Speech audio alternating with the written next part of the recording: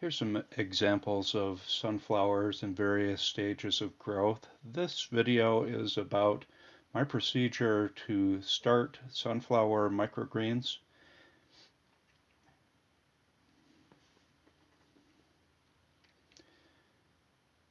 So I start by weighing out 250 grams. These are black oil sunflower seeds.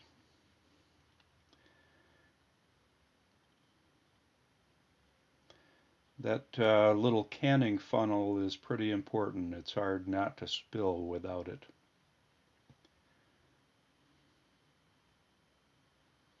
Once again, 250 grams of seed fits in one 1020 tray. Might be a little bit high, but typically I get pretty good yield out of that amount.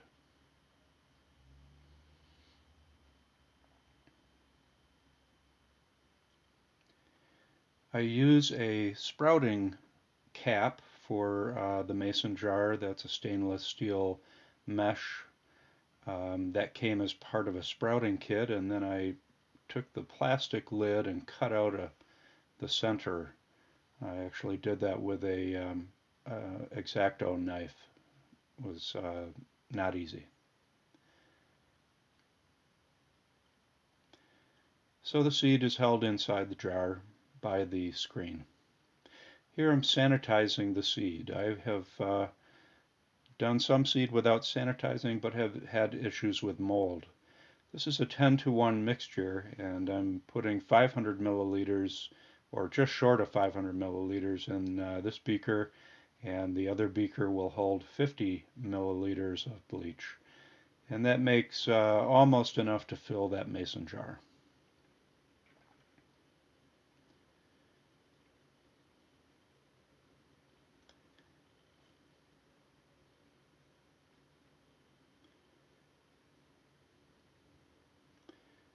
Once again, 1 to 10 is the ratio.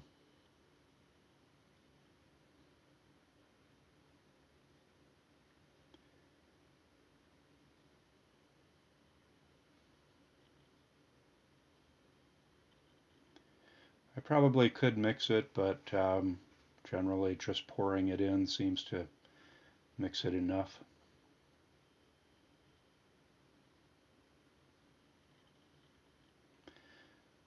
This is where the screen makes it quite easy. Um, helps with draining, and it's easy to pour through, and works pretty well. The bleach has not damaged the screen. There may be a little bit of corrosion, but not much. It's stainless steel. 15 minutes is what I will usually do. I have done it anywhere from 15 minutes to an hour. All has worked. The hour did not damage the seeds. I still got good germination. But 15 minutes seems to be enough.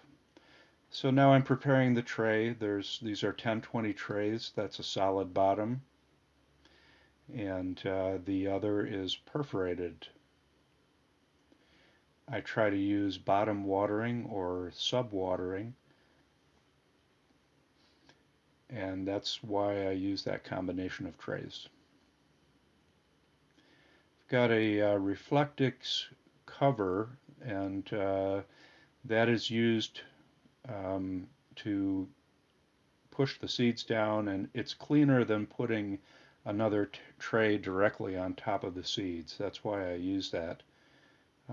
Much cleaner and saves a lot of time. Here I'm in my garage, and I'm going to fill 4 liters of potting soil in the tray. I think it's above freezing in the garage, so potting soil is a little bit easier to work with.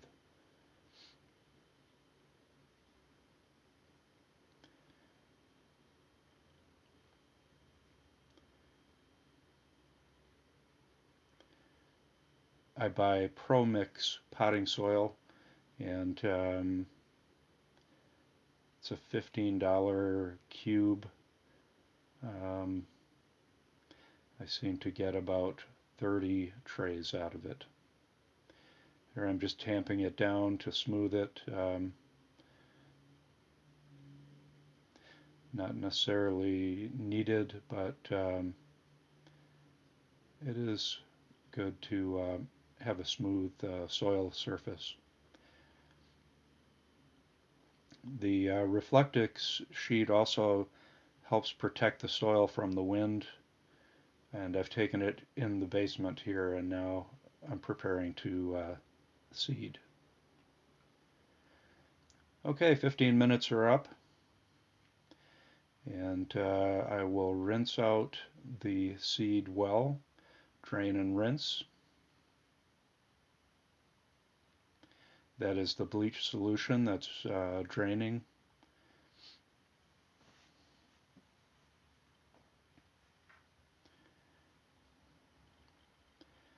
And definitely 4 or 5 times at least. You can still smell the bleach if you don't rinse well. And I do have a little bit of concern that it might impact the seed. So good rinsing is important.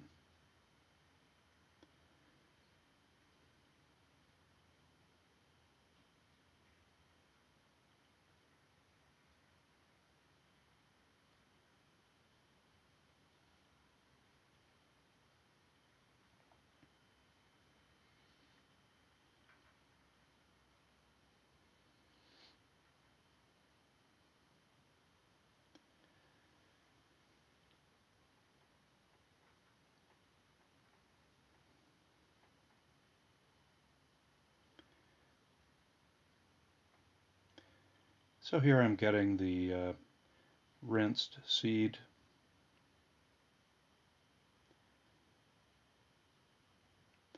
I'm pouring it into dry soil that has not been moistened.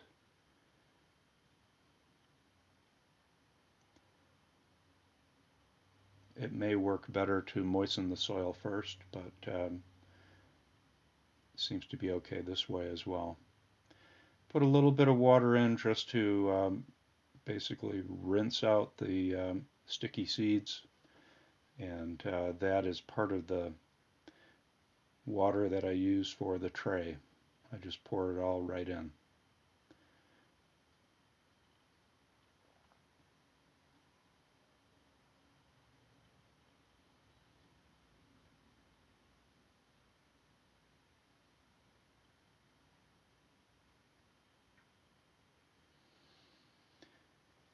So the next step is to spread out the seed.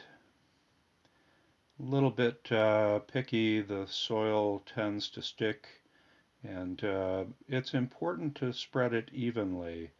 In order to get good germination, the seeds should not be on top of each other, but they should be very close. So you do have to take some care, and then also because the seeds are wet, it's a little bit difficult. They stick together in clumps, and this dry soil tends to stick to them too. And once the soil sticks to the seeds, then it's quite difficult to spread them out evenly. So this is kind of a little bit picky, and I haven't tried it yet, but maybe wetting down the soil might be easier.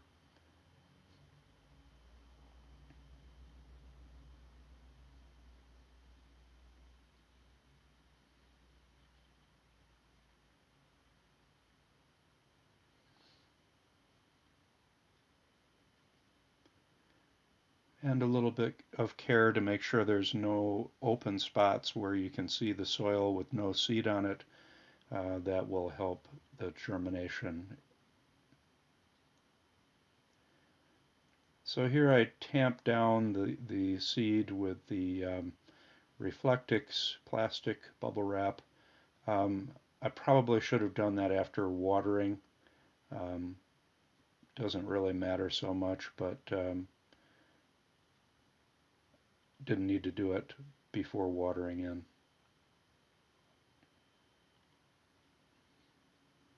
You'll see there's some seed stuck to it. That's really the only reason why it might be better to tamp it down after watering, because then you can leave it down.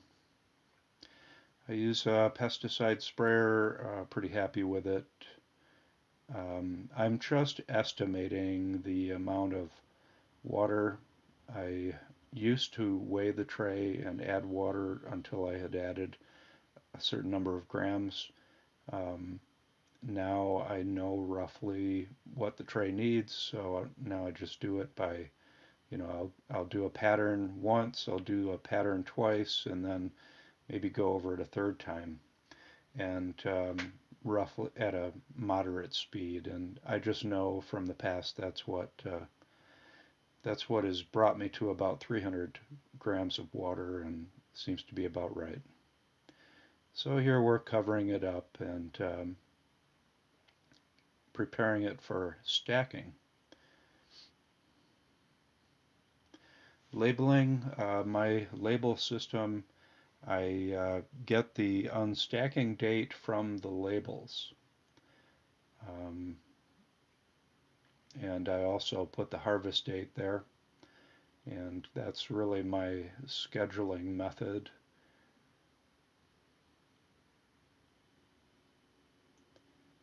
Just every morning I come down and look to see which trays need to be unstacked and look to see which trays need to be harvested by looking at the tape or the labels that this is a 12-day crop, so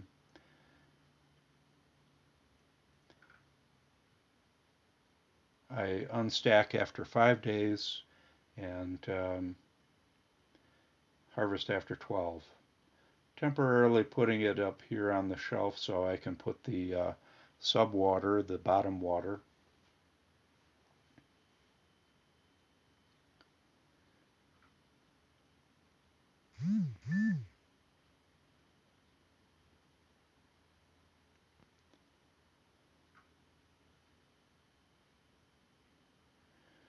And 700 milliliters is what I put for Subwater, and that is for during stacking. I do not water again until the tray is unstacked 5 days from now. So 300 milliliters on top, roughly, and 700 Subwater, and that's then I let it sit for 5 days in a stack. And actually, if I were to measure, I probably put a little bit more than 300 milliliters on top, maybe something more like 400. Mainly because I use that water to rinse out the sticky seeds and dump them into the tray. So I put another tray on top, really just to protect and to spread out the load, and using a patio brick. And once again, these are what the result will look like. The plants or the trays are stacked for 5 days and then put under the lights for 7 days, and they should be ready to harvest after 12 days. Thank you for watching.